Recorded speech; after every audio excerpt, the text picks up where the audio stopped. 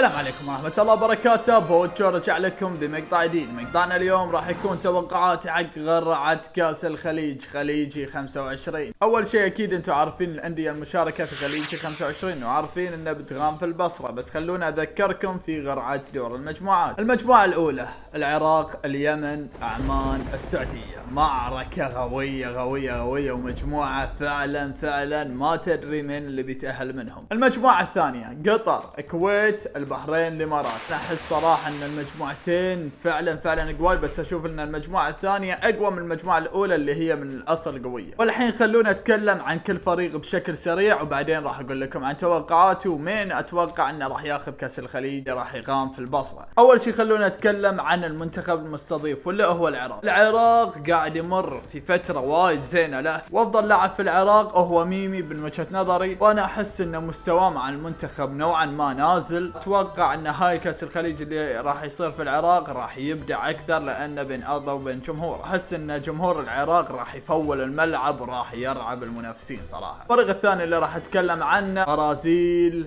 الكرة الخليجية، واحد من افضل المنتخبات المشاركة، ومنتخب صراحة حساف انه ما راح يشارك في كاس العالم. وبذكر لكم بعد الاسباب ليش المنتخب العماني والبحريني ما تأهلوا كاس العالم في هاي السنة. المنتخب العماني اشوف ان الجيل اللي هو حاليا فيه واحد من افضل الاجيال اللي قاعدين يمرون على منتخب عمان. اتوقع ان بعد 4 سنوات راح نشوف العمان مشاركين في كاس العالم، لان المنتخب وايد مميز. اتمنى ان نشوف المنتخب العماني يشاركون انديته في دور المحترفين، لان هاي السبب اللي ما يخلي لا المنتخب البحريني ولا العماني يشاركون في كاس العالم. سواء فزت ولا خسرت راح تحتك مع لاعبين مميزين نفس لاعبين الهلال، لاعبين الاتحاد، لاعبين حتى الدوري الاماراتي. انا اشوف ان الدوري الاماراتي الحين قاعد يتطور صراحه. نجم المنتخب العماني هو التيكي تاكا، اسلوب اللعب.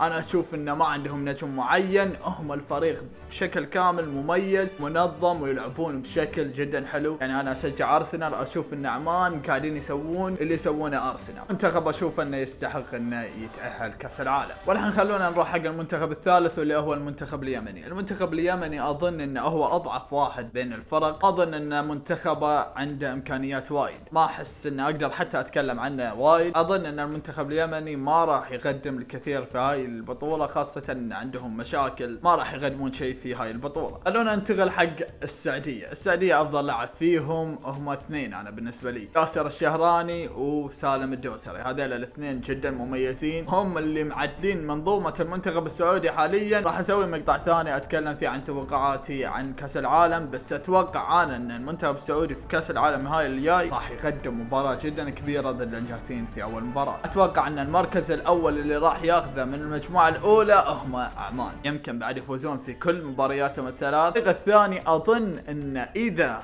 المنتخب السعودي جاب الفريق الاساسي ممكن يصير الثاني. المنتخب السعودي ما يروح كاس الخليج، لاعبين الاساسيين موجودين. دائما تشوف اللاعبين اكثريتهم ما يروحون. اظن ان راح اعطي البطاقه الثانيه حق العراق. والحين خلونا نروح حق المجموعه الثانيه. المجموعه الثانيه خطيره وايد، توقعاتي راح تكون جدا صعبه، خاصه ان انا بحريني فما ادري شلون اتوقع مباريات. خلوني اقول لكم عن افضل لاعب في البحرين. انا اشوف النجم في البحرين المدرب. بتقولوا لي ليش ما تأهلنا كاس العالم؟ فوايد ناس يمكن يختلفون وياي، خاصة البحرينيين. انا اشوف انه ما تأهلت كاس العالم بسبب دوري المحترفين غير موجود عندك. بالنسبة حق المدرب، مدرب جدا ممتاز، اكثر شيء يقدر يسويه انه ياخذ لك كاس الخليج وجابه. الحين انا اشوف ان المدرب سوى اللي عليه. افضل لاعب لو بميل حق لاعب مميز يعني في البحرين، اشوف ان كوميل الاسود هو افضل لاعب في البحرين. منظومة البحرين منتخب جدا ممتاز، طبعا منتخبنا يعني جدا ممتاز، واحنا مستانسين صراحة على المستوى اللي قدمه.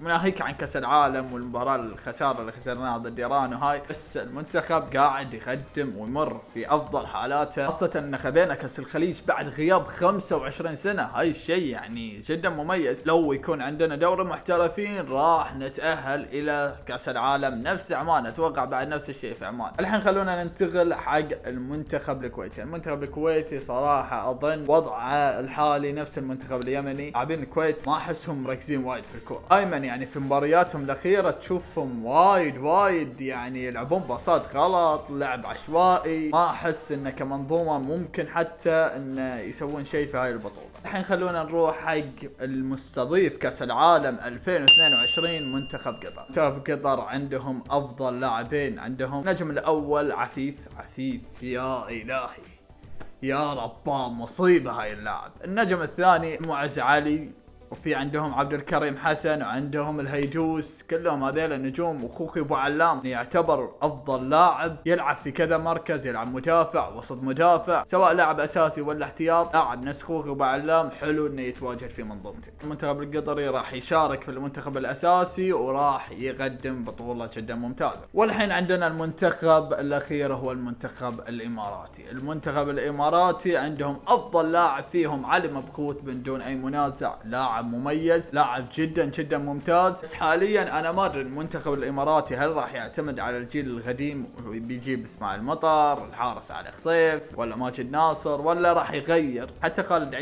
عيسى قدم مباراة جدا ضعيفة ضد نادي الاهلي الاماراتي. انا اشوف انه لازم يغيرون المنظومة، لازم يبون لاعبين جدد. احس ان المنتخب الاماراتي بس يحافظ على مبخوت، يبون كله شباب. كاس الخليج يجربون فيه بعض اللاعبين الشباب، فلا سبب احس ان المنتخب الاماراتي راح يكون مستوى متفاوت بين مباراة ومباراة. الحين بنبتدي توقعاتي حق القرعة الثانية في خليجي 25. اتوقع ان المنتخب الاول اللي راح يكون في هاي المجموعة المنتخب القطري، اتوقع انه راح يفوز مبارتين وبيتعادل مباراة. احس انه بيتعادل ضد البحرين صراحة. المنتخب البحريني احس انه راح يتعادل مبارتين ويفوز مباراة. اتوقع انه راح نفوز على منتخب الكويت من نتعادل ضد الامارات وقطر. راح نتأهل كبطاقة ثانية الى الدور اللي بعده. الحين خلوني اقول لكم عن توقعاتي حق دور الاربعة: البحرين وعمان، قطر والعراق. اتوقع ان هاي المباراة المباراة الأولى اللي هي البحرين وعمان، هاي المباراة كلش ما بيها، وما أتوقع أن في بحريني يتمنى يلعب ضد عمان. غالبا في أكثر المباريات اللي نلعب ضد عمان دائما ما يفوزون عمان، ودائما مستوى منتخب عمان يكون وايد قوي ضدنا. ما سلمنا منهم حتى بالأندية. هذه اسمه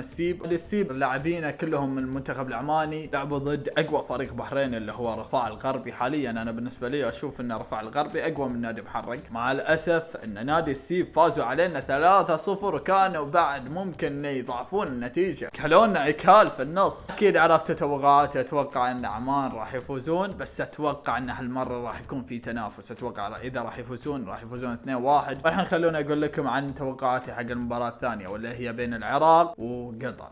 اتوقع هاي المباراة جدا قوية وصعب التوقع فيها. قطر حاليا يعني فريقهم وايد مميز، بس تنسون ان العراق بين ارضهم بين جمهورهم، فاحس ان جمهور العراق من قوته راح يرتبكون لاعبين العراق صراحة. هاي السبب احس ان راح تنتهي بالانتيات وبيفوزون قطر. ارتباك بيصير ضغط على لاعبين العراق، فاتوقع انه راح يتعادلون 2-2 3-3. مستحيل ان منتخب قطر يفوزون على منتخب العراق. في العراق احس انه معركة جدا قوية. الفريق الوحيد اللي اشوف انه ممكن يغلب العراق وهو عمان. خلونا نقول ان قطر فازت بالانتيات. المباراة النهائية راح تكون قطر وعمان. منتخب عمان ومنتخب قطر هاي مباراة الاحلام بالنسبة لي. برازيل عمان، الانجرتين قطر. الحين راح اقول لكم عن توقعاتي لمين راح ياخذ كاس الخليج. اتوقع ان المنتخب العماني راح يفوز على منتخب قطر. احس المنتخب العماني هم المرشح الاول بالنسبه لي. هاي توقعاتي على كاس الخليج. اتمنى ان استمتعتوا في هاي المقطع، اتمنى تطقون زر اللايك، اتمنى ان تكتبون توقعاتكم تحت في التعليقات. الحين خلاص راح نختم. كان معاكم اخوكم بوتشو او خالد، وانتظرونا بمقطع جديد